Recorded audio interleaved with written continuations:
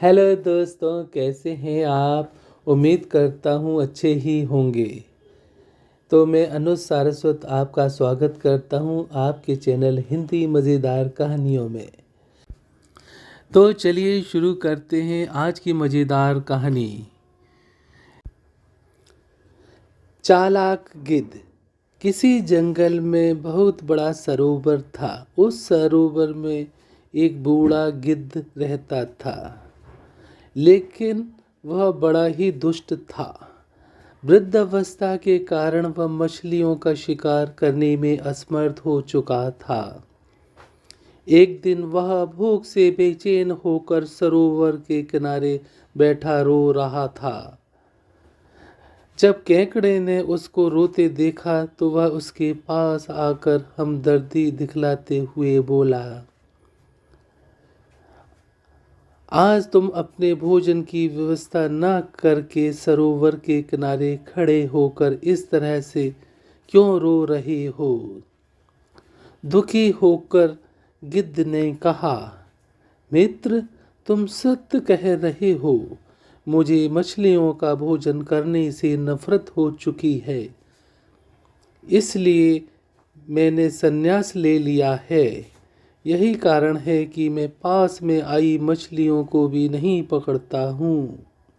यह सुनकर केकड़े ने पूछा, मुझे ये बतलाओ, तुमने जो इस प्रकार का वैराग्य धारण किया है, इसका क्या राज है। गिद्ध बोला, इसका राज यह है कि मैंने इसी सरोवर के पास जन्म लिया। बाल्य अवस्था से लेकर अब तक मेरा जीवन यहीं व्यतीत हुआ है और मैं इस सरोवर एवं सरोवर वासियों से अत्यधिक स्नेह करता हूँ। लेकिन मुझे ज्ञात हुआ है कि यहाँ भयंकर रूप से अकाल पड़ने वाला है, क्योंकि इस क्षेत्र में 12 वर्ष तक वर्षा नहीं होगी। जब वर्षा ही नहीं होगी तो अकाल का पड़ना स्वाभाविक ही है।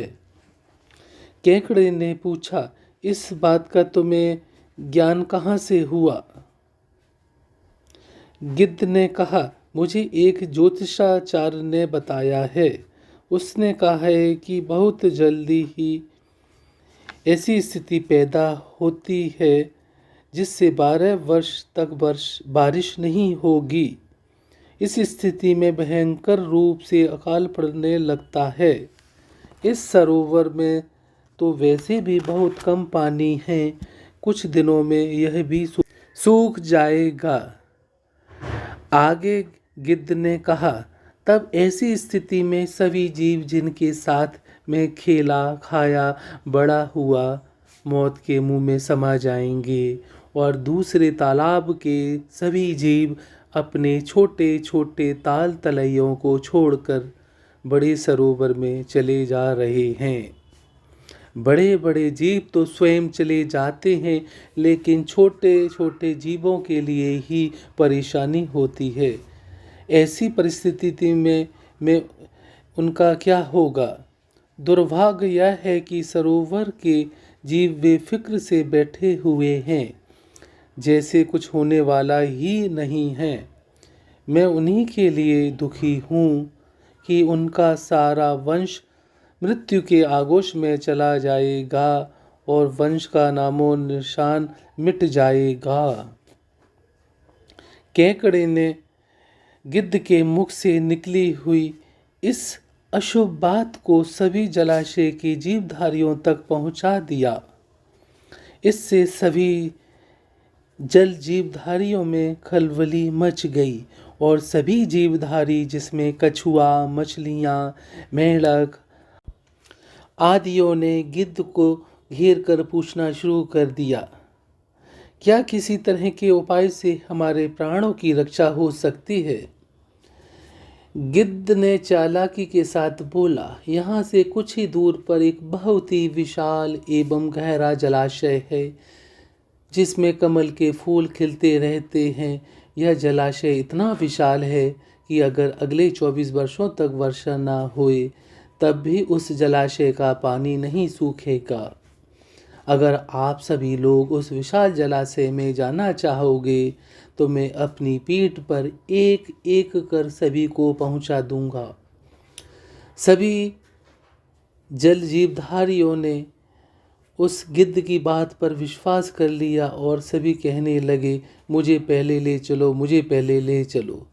वह दुष्ट गिद्ध प्रतिदिन एक जलचर को अपनी पीठ पर बैठा कर ले जाता और थोड़ी दूर एक चट्टान पर ही पटक कर उस जलचर को मार कर खा जाता। वहाँ से वापस हो अन्य जल जीवों को उस विशाल और गहरे सरोवर की कपोल कल्पित किस्से सुनाया करता था। इस प्रकार से उस दुष्ट गिद्ध ने अपने भोजन का समाधान कर लिया।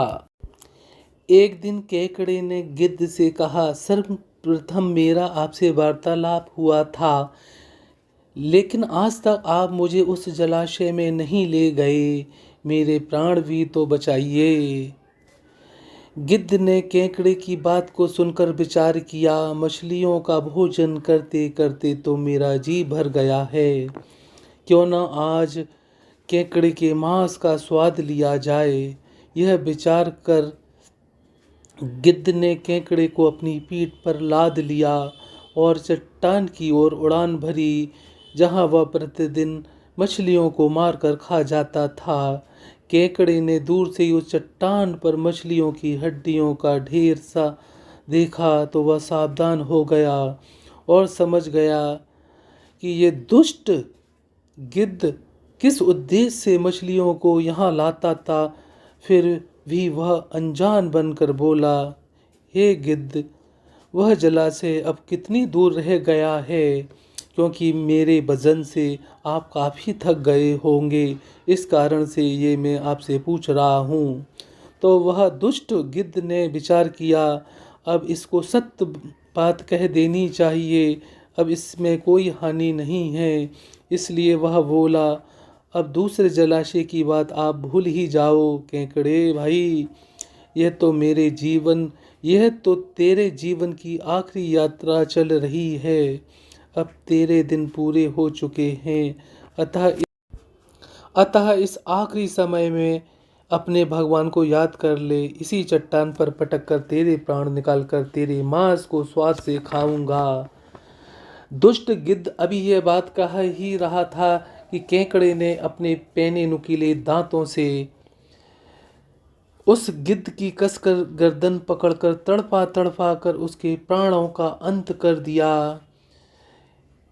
केकड़ा मरे हुए गिद्ध की गर्दन लेकर धीमी धीमी चाल से अपने सरोवर पर लौट आया। उसे देखकर अन्य जल जीवधारियों ने उसे चारों ओर से घेर लिया और पूछने लगे, क्या बात है, आज दुष्ट गिद्ध नहीं आए?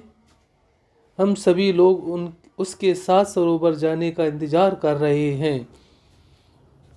केकड़े ने हंसकर जवाब दिया, अरे मूर्ख, वह दुष्ट गिद्ध सभी मछलियों को यहाँ से ले जाकर एक चट्टान पर पटक कर मार डालता था, फिर उन्हें खा जाता था। यह कहते हुए उसने दुष्ट गिद्ध की कटी हुई गर्दन दिखाते हुए कहा, अब चिंतित होने की कोई बात नहीं है, मैंने उसका खात्मा ही कर डाला है। अब तुम सभी लोग आनंद से यहीं रहो। अब हमारी कहानी ख़त्म होती है। अगर आपको हमारी कहानी पसंद आए तो हमारे वीडियो को लाइक करें, शेयर करें और सब्सक्राइब करें। Thanks for watching. नमस्कार।